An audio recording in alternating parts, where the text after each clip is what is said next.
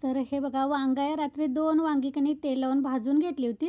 रात्री एका वांग्याचं केलं होतं. आता एका वांग्याचं करणार आहे. कच्च्या कांद्यातलं करणार आहे. ते कसं ते मी तुम्हाला नंतर सांगते.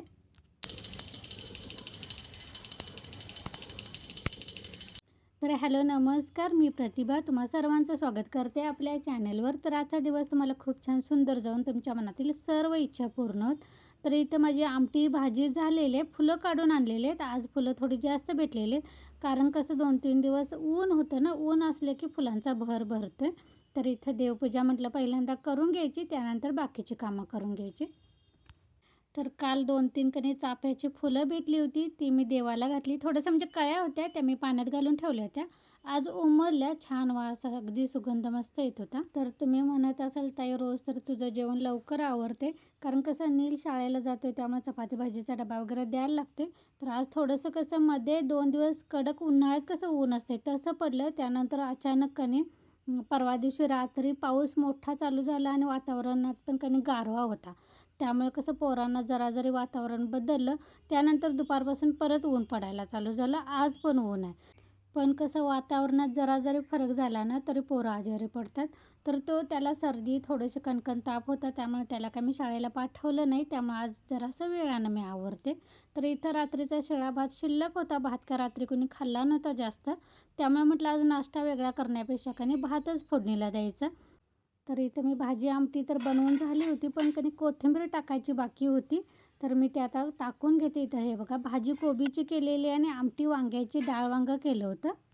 तर कधी पण शिळा भात फोडणीला टाकताना ना पसरट भांड्यात टाकायचा आणि तेल टाकायचं आणि जिरं मोहरी चांगली अशी तडतडली की मग कांदा टाकायचा. त्यानंतर आपलं जे तिखट मीठ भात कुस्करून टाकायचा, हळद वगैरे, आणि वरून कोथिंबीर टाकायची आणि मोठ्या गॅसवरच कणी कढईमध्ये परतायचा. म्हणजे अगदी सुटा सुटा फोडणीचा भात कणी चांगला लागतोय.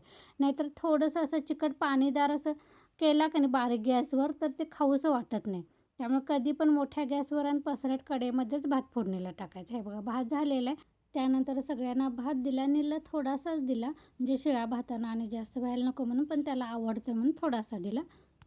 त्यानंतर मी भांडी घासायला घेतली. थोडीशी भांडी पडली होती नाश्ता वगैरे केलेला. तर त्यासोबतच माझ्या डाळीच्या बरण्या 1-2 रिकाम्या झाल्या होत्या आणि त्यानंतर फ्रीजमध्ये जे मी पसरट डबे ठेवते भाज्या वगैरे, तर तो पण एक रिकामा झाला होता. मी असं थोडंसं रिकामं झालं की नाही असं घासून धुवून ठेवते आणि त्यामध्ये भरते, म्हणजे आपल्याला चिकट पण जास्त होत नाही. त्यानंतर चपातीला पीठ मळून घेतलं आणि आता सगळीकडे आवरावर करते, म्हणजे झाडू मारायचा बाकी आहे. आज काय इतका पसारा नाही आहे, तेवढंच बेडशीट वगैरे आवरली आणि सगळ्या घराच्या आता झाडू मारून घेऊया पहिल्यांदा. आज काय गडबड नाही आहे आणि आज काही पाण्याचा नंबर पण नाही आहे आणि आज काय माझं फरशी पुसायचं पण नाही आहे.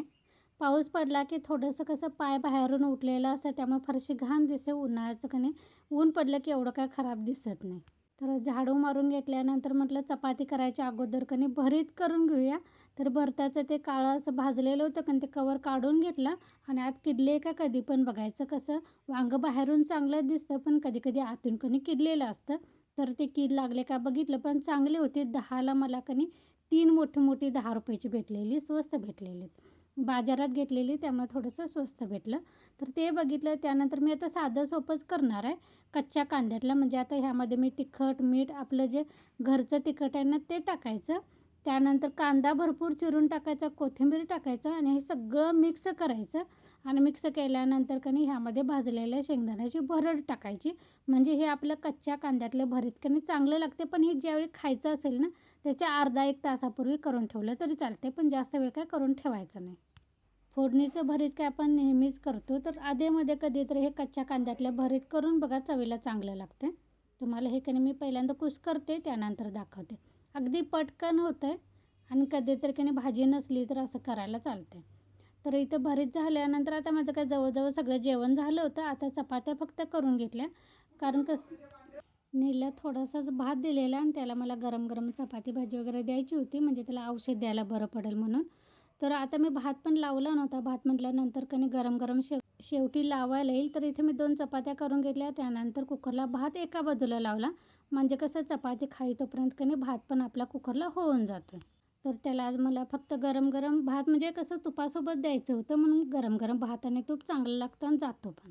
भात गार असला आणि त्यावर तूप घेतलं की नाही गिळत नाही भात. त्यामुळे ज्यावेळी आपल्याला तूप भात द्यायचा असतो की नाही मुलांना, त्यावेळी गरम गरमच द्यायचं. तर मी इथं वाढायचा विचार करतच होते, तोपर्यंत तोच आत आला की मला भूक लागली मम्मी जेवायला वाढ म्हणून. कपडे मशीनला मी लावून आली होती, म्हणजे ज्यावेळी झाडू मारून झालं ना त्यानंतर मी कपडे पण लगेचच मशीनला लावलेले आहेत. म्हणजे चपाती भाजी वगैरे होई तोपर्यंत माझी तिकडे मशीनला कपडे पण होतील. तर हे चपाती वगैरे केल्यानंतर मला ती उन्हात जायला पाहिजे, कारण मशीन पण झालेलं आहे. तर नीला वाढल्यानंतर मी बाकीच्यांच्या सगळ्यांच्या चपात्या करून घेतल्या. त्यानंतर ओटा वगैरे पुसून घेतला. भांडी फक्त की नाही थोडीशी बेसिनमध्ये पडलेली, ती म्हटलं सगळे जेवून होऊ देत त्यानंतर भांडी काढायची. कारण मला एक तर की नाही रात्री मी एक ॲड बघितली होती. तर छोटा मुलगा रेसमध्ये पळताना आणि नंबर काढताना तो कुठला तर पिक्चर की नाही कुठला गोठली लाडू असं काहीतरी पिक्चरचं नाव आहे. तर तो मला बघायचा होता. तो मी पोरांना की नाही सर्च करा म्हणून सांगत होते. म्हणून मला हे चपात्या वगैरे पटापट आवरून थोडंसं पुसून कणी जायचं होतं आणि भांडी मला नंतर काढायची होती. अजून मला गिरण पण लावायची आहे, कारण माझ्याकडे बेसनचं पीठ संपलं होतं. परवा दिवशी आपलं त्या नागपंचमी दिवशी जेवढं पीठ होतं की नाही त्याच्या आळूवड्या केल्या होत्या. तर पीठ पण संपलं होतं, त्यासाठी मी डाळ उन्हात ठेवली होती. ते पण मला दुपारनंतर की नाही गिरण लावून घ्यायचे. बाकीचं काय गव्हाचं वगैरे दळप केलेलं आहे ते मी आता की नाही पोत्यात ठेवलं होतं. ते पण की नाही डब्यातलं थोडंसं संपलं म्हणून मी ते परत डब्यामध्ये सगळं मोठ्या जराशा डब्यामध्ये की नाही घालून भरून ठेवलं आणि पोतं रिकामं करून घडी करून ठेवलेलं आहे. आणि ज्वारीचं पीठ काय अजून कधी 5-6 दिवस जाईल इतकं आहे. त्यामुळे आता काय फक्त डाळीचं पीठ फक्त गिरणीला लावायचं आहे. मग सगळी माझी आजची कामं तरी आवरतील. चला ह्यासोबतच की नाही आजचा व्लॉग पण मी इथंच बंद करते. तुम्हाला माझं रोजची कामं कशी वाटतात ते नक्की सांगा. आणि माझे जर व्लॉग आवडत असतील तर लाईक, शेअर आणि सबस्क्राईब करायला विसरू नका. आणि तुमच्या कामाच्या वेळात वेळ काढून माझा व्लॉग बघताय त्याबद्दल तुम्हा सर्वांचं मनापासून धन्यवाद.